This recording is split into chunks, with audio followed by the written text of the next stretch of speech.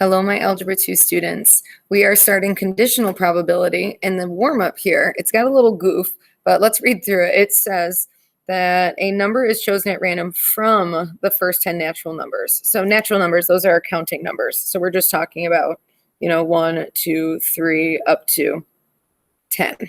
All right, if we start with finding what's the probability that we have an odd number. All right, well, our odd numbers would be 1, 3, 5, 7, and 9.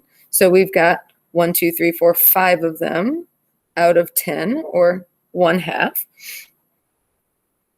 When it says find the probability a number is divisible by 3, so think about that set. So being divisible by 3, you would have 3, 6, and 9. So you've got 3 values out of 10. All right, lovely. Now the next part says find the probability that the number is divisible by 3 given that it's an odd number. All right, what that means when we say given it's an odd number, we're changing that little subset. So now we're dealing with just this subset right here. So these ones that are divisible by 3, that would be 3 itself and 9. So it would just be 2 out of those 1, 2, 3, 4, 5 values right there. And then the second one, when it says find the probability that the number is odd, given that it's divisible by 3, so we're going to look at that subset. So if we look up here, given that it's divisible by 3, the fact that it would be odd would be 3 and 9. There would be 2 out of those 3 values. So with each of these are called conditional probability, right? Because we're given a certain condition first, and then finding the probability. So I'm going to say under definition, it's the probability of an event occurring given that another event, see if I can squeeze this in, event occurs first. And so in the last examples, given that it's odd first, then find that it's divisible by 3. Or given that it's divisible by 3 first, then find the probability that it's odd. So those are the 2 events there. So you can show this 2 different ways. If I write it as the probability of A given B, then what we end up with is the probability of A and B happening. But you have to divide it by the probability that B happened first, that the given part happened first. Or in notation-wise, the way we would show this is to say the probability of A given B. We use a little vertical bar to show that. And is the intersection, so A intersect B, and then divided by the probability, so A and B divided by the probability of B. All right, so whatever the given part is, that's what goes into the denominator. So given B, probability of B down there. All right, let's take a look at the examples then at the bottom. So if I slide this up, it says use the conditional probability formula, that's that, to calculate the 2 probabilities from above. All right, so the probability it's divisible by 3 given that it's odd. So based on this would be the probability that it's divisible by 3 and odd divided by probability that it's odd. Okay, well, if we're talking about divisible by 3 and odd, all right, come on back up here.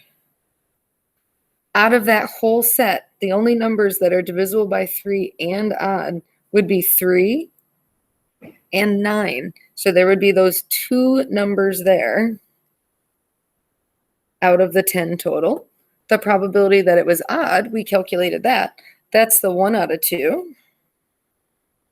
And now if we take the quotient here, all right, let's grab our calculator. If we do, maybe I'll use a little alpha y equals. If I do 2/10 divided by 1/2, that's going to give me 0.3 repeating, or, oops, I just realized I typed that in wrong. All right, if we do 2/10 divided by 1/2, there we go. There's what I wanted, 0.4 as my answer. So 0.4 would be fine, or of course we could math frac it, and that would be 2/5.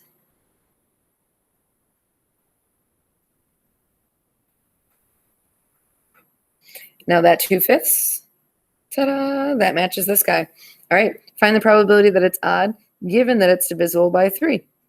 All right, so we would need both. So the probability of odd and divisible by 3, well, it's the same as this one was, so that's still the 2/10.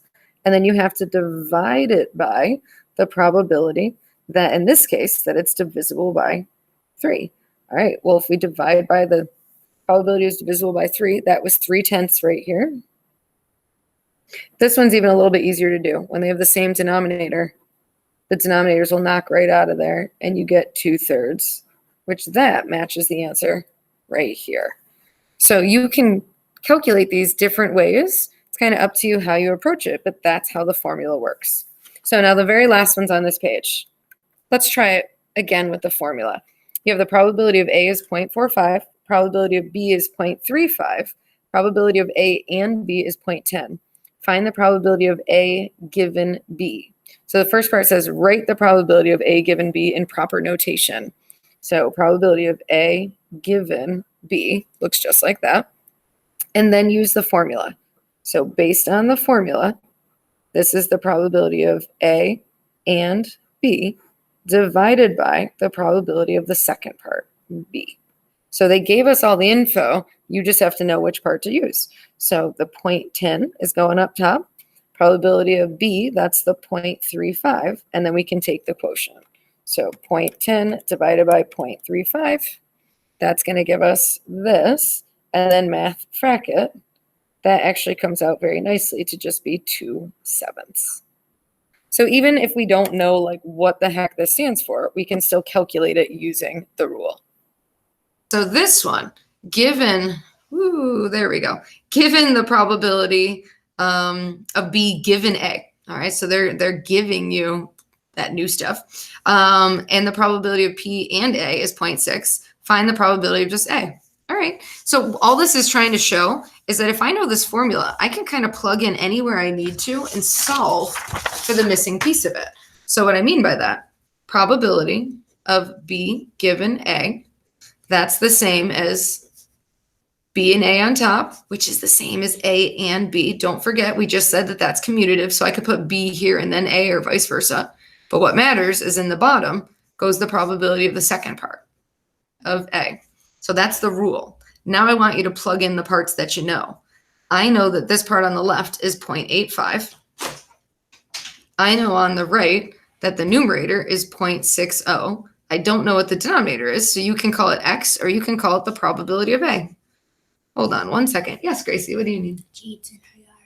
Oh, well, I can't worry about it right now. Thank you, lover.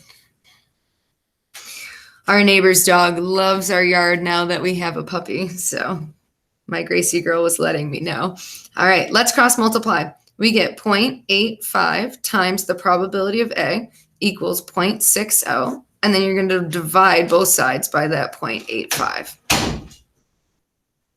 And so if we take 0.60 divided by 0.85 and then math frac it, the probability of A would be 12/17. So it's just like any formula. You can plug in, rearrange, and solve for the part that you're missing. Go home, Jane. Oh, now she's trying to encourage her to go home. Well, Jane, go home. sometimes it works. All right. Let's see. Let's take a look at this next one. So given the probability of M is 0.72, probability of T, and we don't know what these are, they're just kind of generic, and then the probability of both of them, so M and T, determine each of the following. All right. So this is just practice with the rule. You're going to have it down by the end of this. So when it's T given M, that's equal to probability of T and M in the numerator divided by the probability of M. The second one is what goes in the denominator. Whereas the one next to it, you're going to have the same numerator, because whether you write M and T or T and M, it doesn't matter. But the second piece is the T, so it's going to be over probability of T. All right, let's calculate. That's going to be 0.23 in the numerator for both, In the denominator of the first one is going to go the 0.72. The denominator of the second one is going to go 0.24. Okay. So if we actually calculate and clean these up, this one's going to come out to be 23 out of 72, but it's about 0.319, all right, approximately. 23 out of 24, if I just move those decimal places, all right, that's going to be about 0.958, all right? So the whole reason I leave it as a decimal and don't really worry about it too much is it just asks, do they come out equal? And it should be really evident that no, not at all right? Which means this is not commutative. So the idea of the and piece of it, yeah, that's commutative. But the actual, T given M or M given T, that is not commutative. The order matters, all right? So not equal. So make sure and pay attention to what the second part is, because that's the part that goes into the denominator. Okay. For the next example, we've got a chart. It looks similar to one I think we did yesterday in the notes, where it has the number of males and females going to college or not going to college, and then all the totals. So 29 total kids going to college, you get it. 23 total not going to college, 52 total that they actually interviewed here. So when it says determine the following probabilities, first three, quick and easy. Probability of picking someone who's a female. Total females, that's 22. Out of the total number here would be 52. And now we can reduce it. I'm not even going to bother at the moment. I'm going to leave it alone. Probability of F and C. So this is the intersection. So look at where they overlap. So female going to college, that's 13 right there. So that's going to be 13 out of 52. Probability of going to college, that's the total in that column. So that's 29 out of 52. All right, here's the newest one. Probability you're going to college given that you're a female. All right, you can do this a couple of different ways. We can use the rule. So the rule would say it has to be the probability of both and then divided by the probability of the second one. So I can look at it that way. I can say the probability that you're going to college and you're female. So that was the 13 out of 52 from right here. Divided by the probability that you're female. That was the answer we got from part A. That was 22 out of 52. All right, and then here's another case. 13 out of 52 over 22 out of 52. Those 52s are going to go. And we'd get 13 out of 22. Right? Something I want to point out, though, when it says in part E, is there an easier way to get the answer just using the table? Well, it's saying the probability that you're going to college given that you're a female. If we look at the female column as our little subset here, there's 22 total females. So if I just look at that column, we're saying if you're in that column of being female, what's the chance that you're going to college? Well, 13 of them are going to college out of 22 total. And there's the exact same answer we just got a moment ago. So you can just look at the chart and say, all right, let me just look at just the females and then consider how many of them are going to college. It's a little bit simpler to read it that way, but you can use the rule if you like the rule. All right, we got just one last page to look at.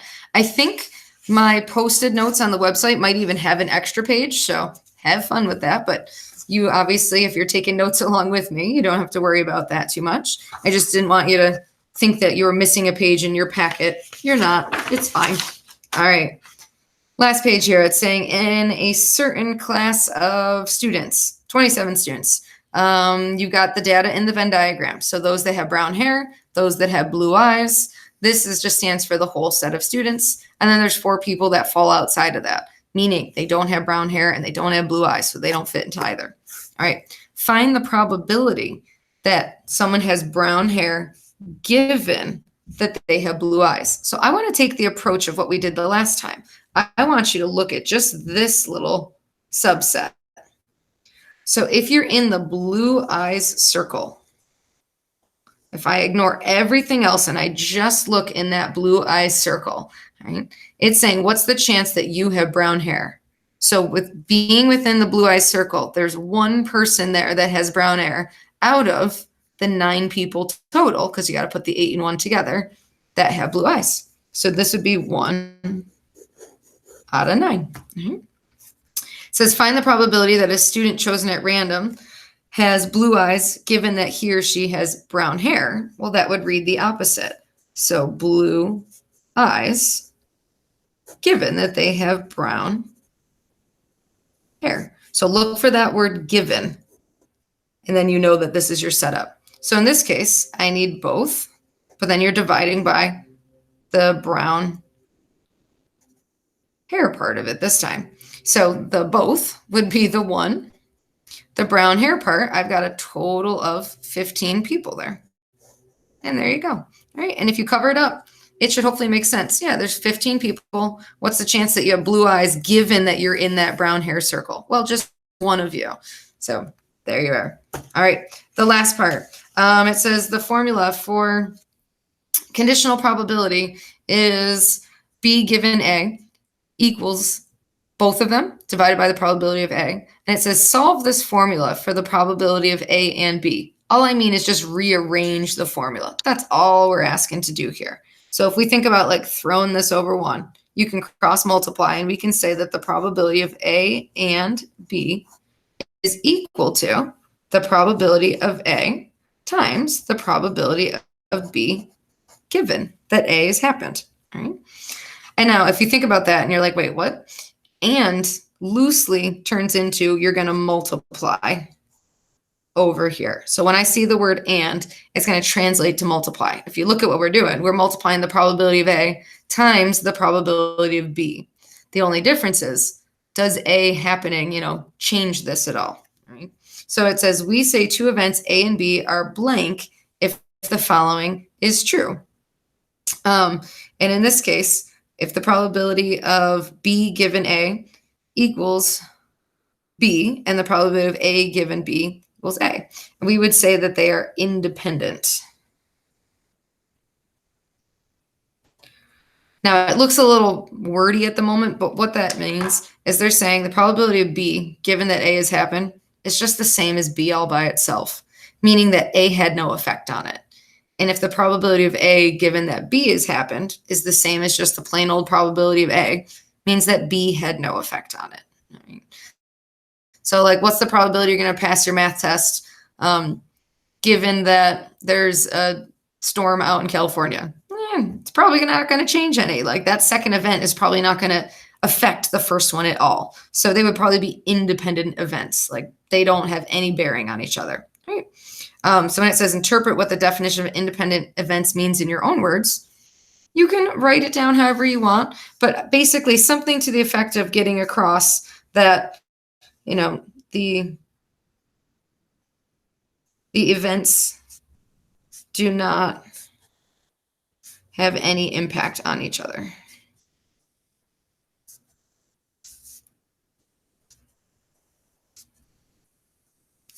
Or one event happening does not impact the other one.